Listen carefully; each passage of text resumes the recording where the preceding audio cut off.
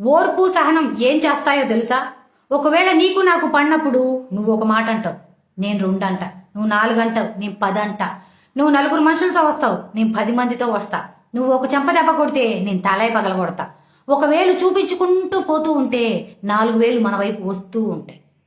విషపూరితమైన మనుషులు మనతో మాట్లాడుతూ వాళ్ళు మన మీద ఇతరులకి విషం చిమ్ముతూ ఉంటారు. 2 మనుషులు గొడవాడినప్పుడు 3వ వ్యక్తి ఏం చేస్తుందా అని గమనించండి.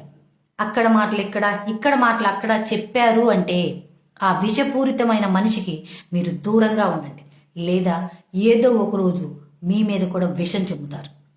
ఈ ఓర్పు సహనంతో మనం తలంచుకొని వెళ్తూ ఉంటే ఎంతటి ప్రమాదాలైనా ఎంతటి చెడైనా పక్క తప్పుకొని వెళ్ళిపోతూ ఉంటాయి.